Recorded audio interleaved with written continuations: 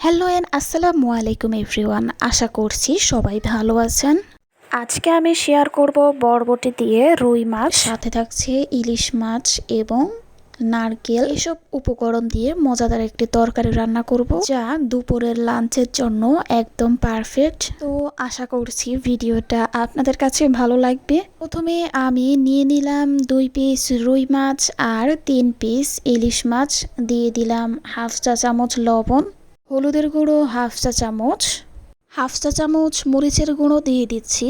সবগুলো মাছ ভালোভাবে মেখে চুলায় এখন আমি ভেজে নিব। চুলায় পরিমাণ মতো তেল দিয়ে এক এক করে সবগুলো মাছ দিয়ে দিচ্ছি। 2 থেকে 3 মিনিট রেখে একটা খুন্তি দিয়ে আমি সবগুলো মাছ উল্টে পাল্টে দিব।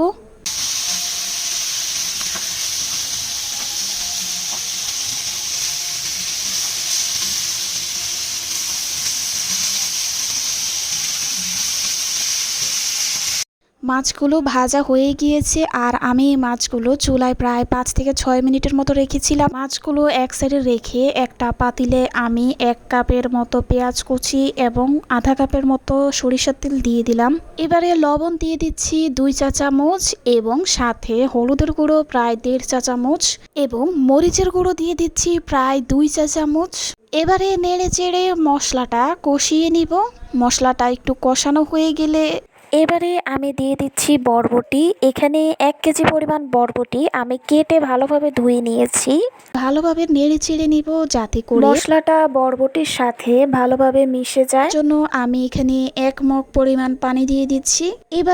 এবারে এই মজাদার তরকারির মেন উপকরণ নারকেল বাটা দিয়ে দিলাম।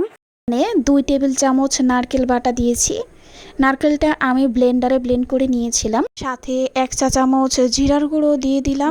নারকেল বাটাটা দেওয়ার ফলে বরবটির তরকারির টেস্টটা আরো দ্বিগুণ বেড়ে গিয়েছে। একটা খুন্তি দিয়ে একটু নেড়ে চেড়ে নিচ্ছি। আর হ্যাঁ, এই ভিডিওটা অবশ্যই সবাই সম্পূর্ণটা দেখবেন। আর ভিডিওটা ভালো লাগলে একটা লাইক দিয়ে দিবেন।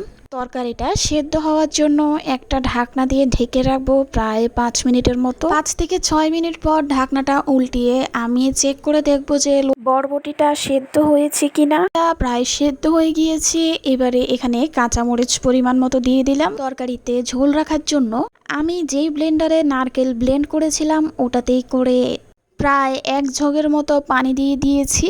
তরকারিটা কষানোর জন্য একটা ঢাকনা দিয়ে 5 মিনিটের মতো ঢেকে রেখেছিলাম। ঝোলটা কষিয়ে এক এক করে সবগুলো মাছ আমি তরকারির মধ্যে দিয়ে দিব। মাছগুলো দেওয়ার কিছুক্ষণ পরে আমি ধনিয়া কুচি দিয়ে দিব।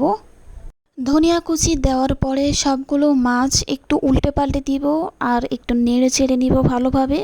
আর চুলার আঁচটা কমিয়ে প্রায় 5 থেকে 6 মিনিটের মতো এভাবে রেখে দিব। 5 মিনিট পর দেখুন রান্না হয়ে গিয়েছে। আর দেখুন তরকারির কালার কতটা পারফেক্ট এসেছে। রান্না শেষে আমি পাতিল থেকে অল্প অল্প করে ভাত নিচ্ছি খাওয়ার জন্য। ভাত নেওয়া শেষ হলে আমি তরকারি নিয়ে নিব। আর দেখুন সবাই অনেক মজা করে খেয়েছে।